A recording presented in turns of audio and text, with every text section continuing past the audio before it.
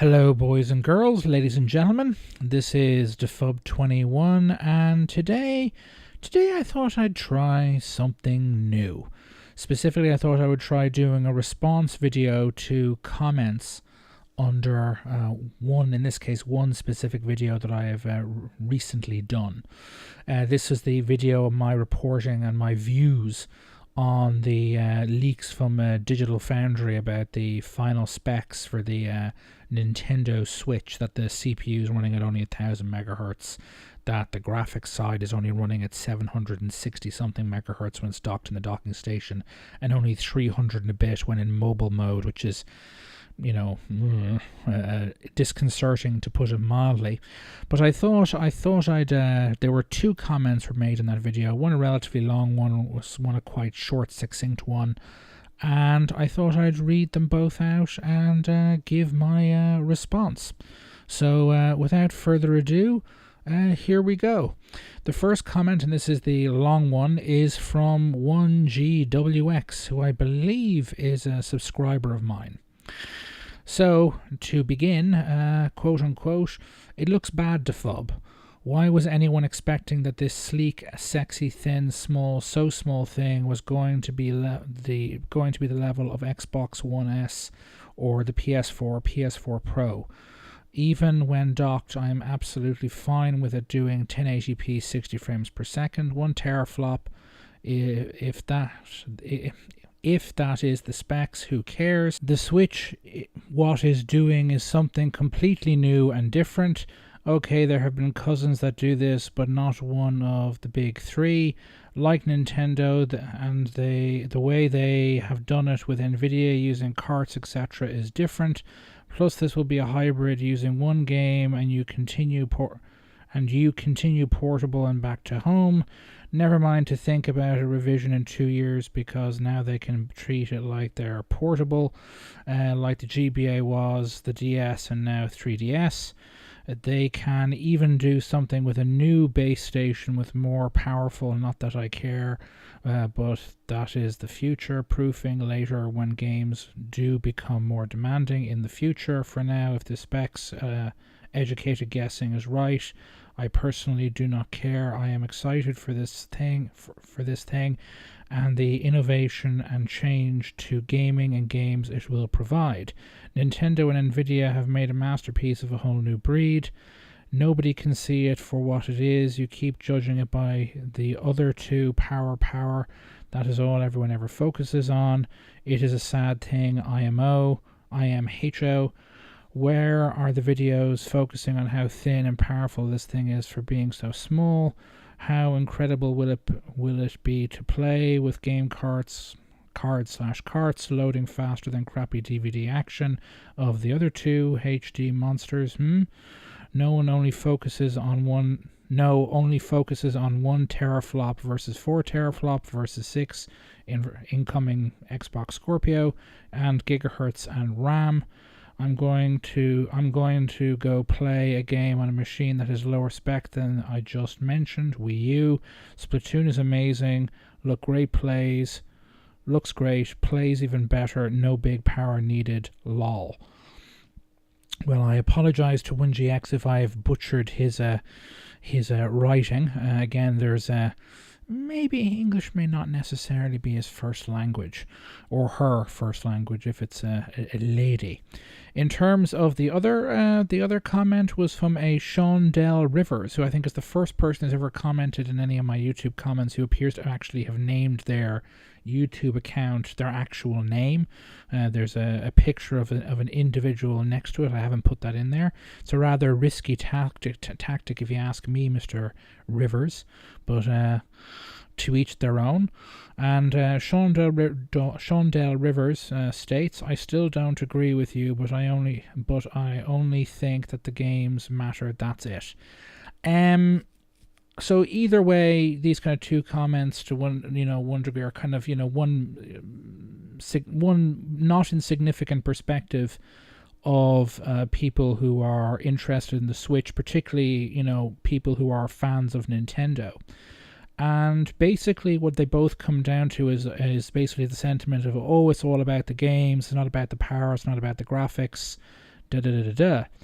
This has been a kind of a doctrine and a mantra that Nintendo started uttering with the GameCube, and has, or not the GameCube, but which was their last conventional system that tried to compete with Microsoft and Sony on power.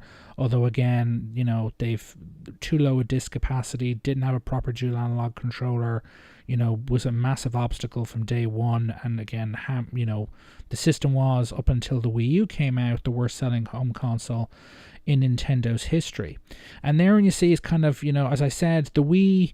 It was, it's not about the graphics, it's not about the teraflops, and that's pretty much been the mantra we've gotten from Nintendo since.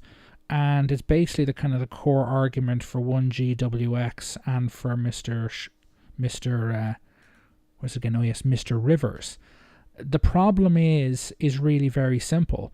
When it comes to video games consoles, particularly home consoles, and again, Nintendo so far is not positioning this system as a successor to the 3DS. If they were, we'd be having a different conversation, but they're not. They've said, no, this is not the successor to the 3DS.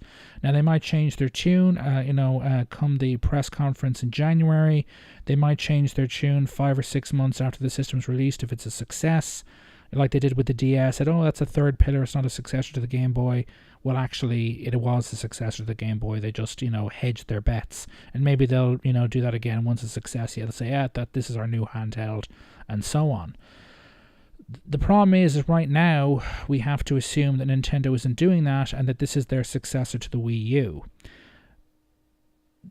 If it's all about the games, the Wii U has, I don't own a Wii U. I haven't played a Wii U.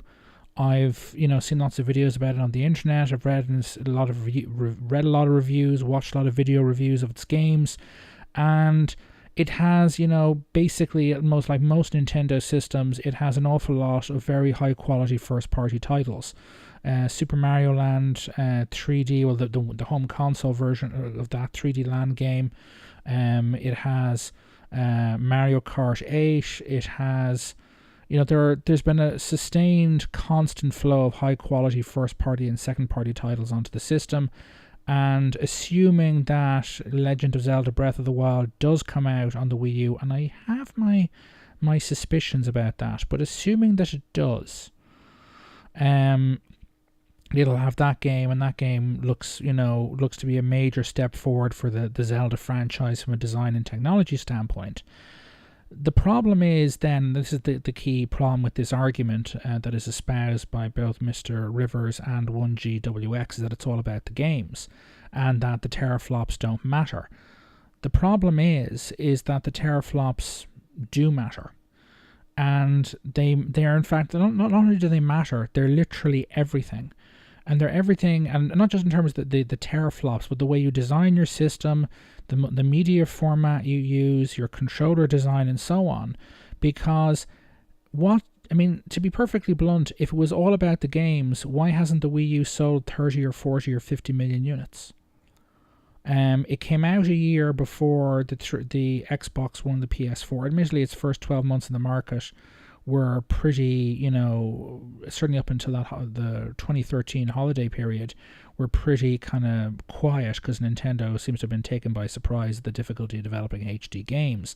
But once those first 12 months were over, there was a sustained flow of high quality titles, and one could argue that in 2014, Nintendo had the best, block of exclusive games on the 3 home consoles, because a lot of games that were coming out in 24 that were supposed to come out in 2014 were delayed till 2015. In my view, the 360 and the PlayStation 3, the Xbox One, the PlayStation 4 had a very quiet 12 months on the first 12 months in the market compared to their predecessors. You remember, in the first 12 months that the 360 was on the market, Elder Scrolls Oblivion and Dead Rising both came out, and both those games were genuinely next gen. They were not technologically feasible on previous generation hardware. In terms of, again, what this has got this all to do with the teraflops and everything, is the teraflops, the way you design your system home console's hardware is to be a success. And the reason why the Wii U was not a success, and the Wii U wasn't a success, the Wii U was an abject disaster. The Wii U is the worst selling games home console in Nintendo's history. It has sold barely 12.5 million units. They've already ended production of the system. The Xbox One will probably end up being in production for almost twice as long as the Wii U was. PlayStation 4 is probably about the same. And that's not excluding Project Scorpio and PS4 Pro, which might live a little bit longer than the other two systems do. The earlier versions of the same systems will.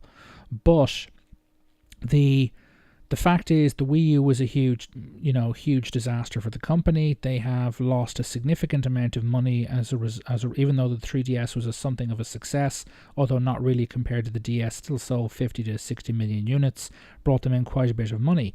But because the Wii U was such an abject disaster, the home console part of Nintendo's business has bled the company dry for a number of years. Things like profit from amiibos, licensing,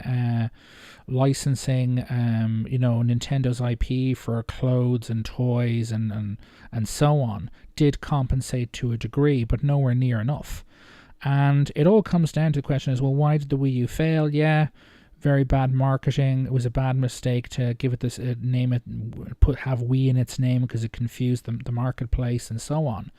But the single primary reason why the Wii U failed is because Nintendo was asking consumers, particularly those who were not hardcore Nintendo fans, to go out and spend $350 to buy a Nintendo home console that had basically little to nothing in the way of third-party support. There were a few games, particularly from the Western industry at launch, and that once they saw their sales come in, apparently, Zombie U, which was made by Ubisoft, which is probably the most original, high-profile third-party game on the platform, was effectively a third-party exclusive designed from the ground up for the Wii U. Apparently did not make its money back. Ubisoft lost money on it. It did not sell enough copies to break even, let alone turn a profit. And this has become, and then once the bean counters did the numbers a couple of months into 2013, when the Wii U had sold 5 million or so units, 6 million units, about 4 million and a bit at launch, and then over the next couple of months into 2013, a couple of 100,000 more, maybe 1 million max. They said, yeah, we're not selling anywhere near enough copies of our games considering the install base for the system. We're not making any money, or we're certainly not making enough money to justify the investment in porting our games to the system. So they abandoned it. The Wii U got no third-party support. I mean, it got some, mostly from Japanese developers, which I assume Nintendo had to pay and or beg to get games from. And then the rest, certainly in terms of Western support, was basically, certainly from the big publishers, was basically non-existent. And one of the key reasons why it was non-existent from day one, or why it wasn't great from day one, and why it imploded very shortly afterwards, is that Nintendo released a system in late 2012 that was technologically inferior to the 7-year-old Xbox 360 and the 6-year-old PlayStation 3. The 360 has a more powerful processor than the Wii U, and it has more main memory bandwidth, which meant that an awful lot of third-party games either wouldn't work on the Wii U without major re-engineering work that would have cost a lot of time and particularly very skilled engineers' time and a lot of money, option one, or simply couldn't run on the hardware at all. And the version of FIFA Soccer of memory service that was released at launch in 2012 for the Wii U was cut down, and things like physics and so on removed from it, because while the 360 and the PlayStation 3 could handle the workload, the Wii U's very weak processor, which was basically a rejigged version of the one of the GameCube and the Wii, which was itself based on an architecture that became obsolete at IBM in the late 90s. Literally at this stage over a decade-old tech. Which is truly shocking. The company insisted on reusing it again and again and again, but they did. Left them with a machine that was inferior to the Xbox 360 and PlayStation 3, so you saw little in the way of ports of Xbox 360 and PlayStation 3 games, one, and two, and equally if not more importantly, within 12 months of the Wii U coming out, the Xbox One and the PlayStation 4 were released, and then particularly the big Western publishers Again, the combination of new hardware, new games coming out, being developed for it, that on this vastly more powerful hardware that the publishers wanted to make and release on it, that the Wii U couldn't run in a million years, and so they simply abandoned all support for the Wii U. And without the third-party games, again, if you're, with the exception of the, quote-unquote Nintendo fanboys, if you're just a regular kind of core gamer or even a hardcore gamer, being asked to spend €350 or $350 plus more money on top for games for a system that has little to no third-party support it's not just a big ask, it's too much of a big ask. And that, you see, is where the quote-unquote teraflops comes into the equation. The teraflops, or for that matter the use of optical discs rather than cartridges, or for that matter the use of an optical disc whose capacity is too low compared to what everyone else is using, that puts obstacles in the way of third-party support. The third parties, they have games they want to make. Activision wants to make Call of Duty. Blizzard wants to make Overwatch. CD Projekt Red wants to make The Witcher 3, and then they've got another game, something 2077, I think, coming. Is it next year, this year, or the year after? But either way, or Fallout 4 from Bethesda, or Doom from Bethesda, or the next Assassin's Creed from Ubisoft, or the next Star Wars Battlefront game from EA. Or Battlefield 1, or Titanfall 2, or any of these games. These are the games they want to make. If you don't provide them with the hardware to make those games, or to allow those games to run in your hardware, then you're not getting any support. Nintendo's mentality when it comes to home console design has been historically one of either they being in a position of having a near monopoly, which they did during much of the SNES era in the 90s, and still had a huge install base of the N64, even though third parties abandoned them on a huge scale by the mid to late 90s. And they've simply, when a third party publisher says this hardware won't run our games, you need to up the specs, that's what they have to do.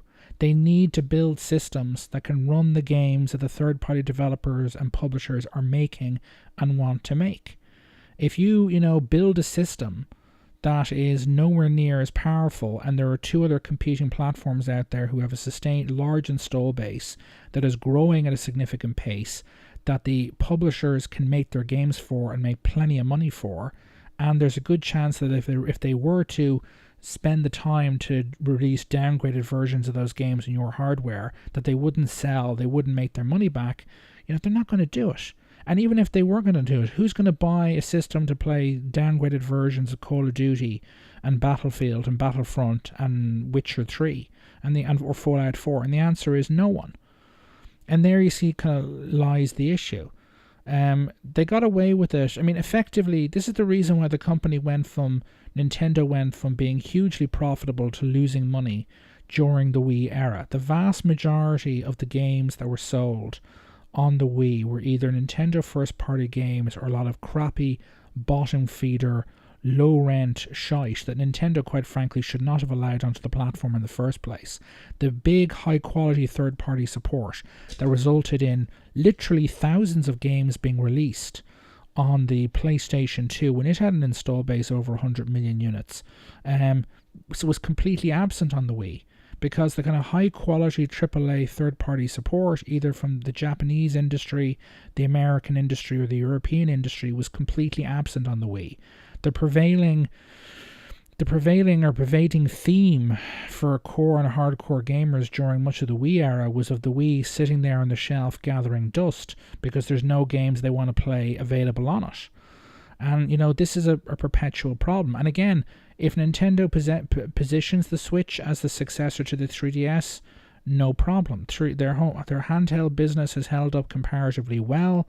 They've never had a crisis in the handheld business like they had with the GameCube, which only sold 24 million units or 25 million, which is still more than twice the total sales of the Wii U, and they've certainly never had a handheld that's performed as badly as the Wii U has.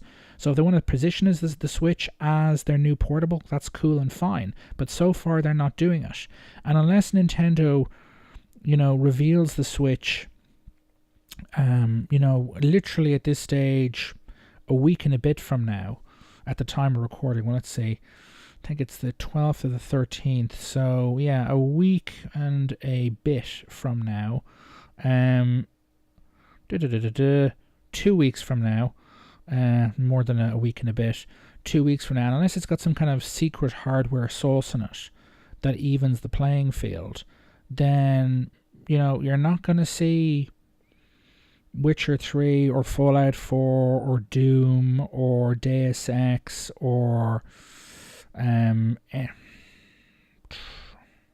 pretty much, they might again considering the hardware, they Elder Scrolls Skyrim, which was shown off in the reveal trailer, that's a 5-year-old game. They could take the original version of that game for the 360 and PS3 and port it over to the Switch. The Switch has got to have, based on the Tegra X1 architecture, a much more sophisticated graphics chip, a lot more RAM and more main RAM bandwidth. It should be able to handle it. But in terms of current generation multi-platform games, again, unless there's some kind of hardware secret sauce we don't know about, not a chance. And while there are, people like 1GWX and Mr. Rivers out there who do have this outlook, and it's all only matters of the games and the gameplay and so on, and I assume that these are very much Nintendo fans and fans of Nintendo games, and they go out and buy those, that's great, and they go out and buy the Switch, that's great.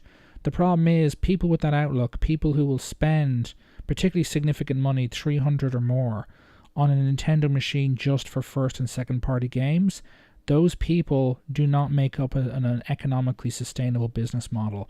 Nintendo probably needs to sell 20 or 30 million home consoles and then sell an awful lot more, not simply first-party games, but third-party games on that platform, or on a home console platform, a 30 million unit install base, to actually make money and be commercially sustainable over a console life cycle of, let's assume, 6 to 7 years, maybe 8 in the case, as was the case with the 360.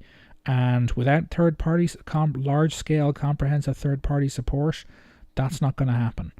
If they turn up with the Switch, if they announce a price of 300 quid for the Switch in 2 weeks, and there's no technological secret sauce, and they're not positioning it as the successor to the 3DS as a portable device, $299 is quite frankly a bit on the expensive side.